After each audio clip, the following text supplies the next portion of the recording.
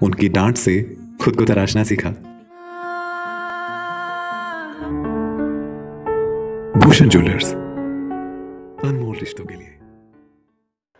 जिला मुख्यालय नाहन में बनाए गए इंडोर स्टेडियम में कबड्डी खिलाड़ियों को इन दिनों खेलने की जगह नहीं मिल पा रही है। आरोप यह है कि यहां इंडोर स्टेडियम में बनाए गए कबड्डी कोर्ट को हटाकर बैडमिंटन कोर्ट बना दिया गया। इंडोर स्टेडियम नाहन में पिछले समय से कई राज्य व राष्ट्रीय स्तरीय खिलाड़ी यहां कबड्डी की प्रैक्टिस करने पहुंचते हैं, मगर जिस कबड्डी कोर्ट पर खिलाड़ियों द्वारा प्रैक्टिस की जाती थी और उसकी जगह बैडमिंटन कोर्ट बनाया गया है, जिसे लेकर कबड्डी खिलाड़ियों ने आपत्ति जताई है। आरोप यह है कि डीसी सिरमौर के कहने पर कबड्डी कोर्ट को हटा दिया गया। अंदाजन खिलाड़ियों को खेलने की जगह इंडोर स्टेडियम के भीतर नहीं मिल पा रही है और मजबूरन उन्हें कंक्रीट वाले खुले मैदान में खेलना पड़ रहा है। खिलाड़ियों का कहना है कि इंडोर स्टेडियम के भीतर पहले से ही 2 बैडमिंटन के कोर्ट चल रहे हैं और अब एक तीसरा बैडमिंटन कोर्ट कबड्डी कोर्ट की जगह बना दिया गया है, जो बिल्कुल गलत है। समस्या ये है जी, मैं खुद एक नेशनल कबड्डी खिलाड़ी हूँ, विपिन चौहान। बात ये है जी, जो ये नाहन के अंदर चंबा ग्राउंड के समीप इंडोर स्टेडियम बनाया गया है, सबसे पहली बात तो कि इंडोर स्टेडियम का नाम क्या है। इंडोर के अंदर कई प्रकार की गेम होती है, लेकिन इस इंडोर के अंदर मात्र एक गेम खेली जाती है, बैडमिंटन। ठीक है जी, अगर इसका नाम फिर बैडमिंटन हॉल रखा जाए, इंडोर स्टेडियम क्यों रख रहे हैं। और इस इंडोर के अंदर जी इसी जगह पहले कबड्डी के मैट लगे हुए थे, कबड्डी के गेम होते थे। हम यहाँ राज्य स्तरीय खिलाड़ी, राष्ट्रीय लेवल के खिलाड़ी यहाँ खेलते। डीसी साहब ने यहाँ मैट लगवाए थे और हमारी मंथली जो फीस थी हम वो भरते थे फीस। और अब डीसी साहब का सख्त आदेश है कि यहाँ पे मैट नहीं लगेंगे और बोले यहाँ 3 कोर्ट बैडमिंटन के बनेंगे।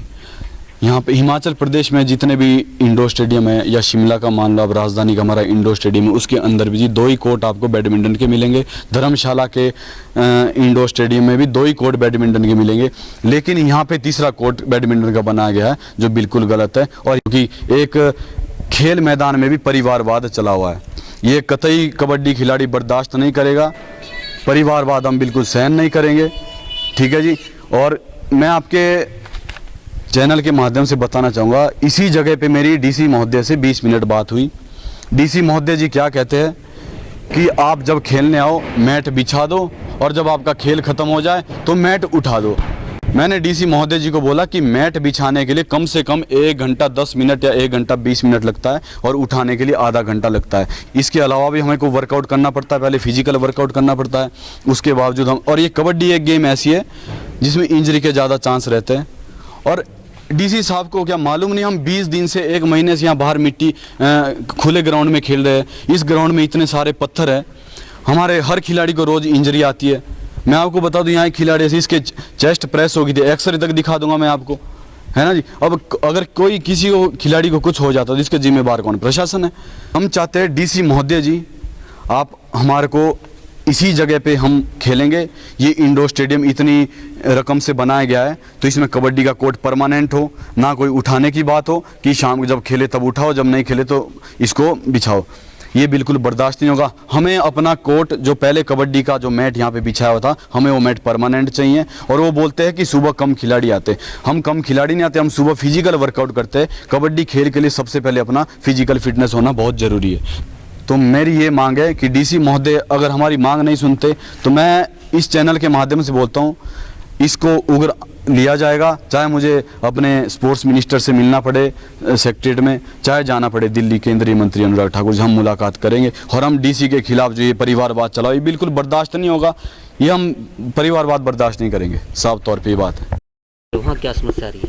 फिलहाल हम मिट्टी के ग्राउंड में खेल रहे हैं, जहाँ पे सबसे बड़ी समस्या है कि पत्थर है, मिट्टी कम है, पत्थर ज़्यादा है, तो उसमें चोट लगने की संभावना ज़्यादा है। तो इसीलिए हम चाहते हैं कि इंडोर में खेला जाए, क्योंकि इंडोर में फिर चोट लगने की जो संभावना है वो कम होती है।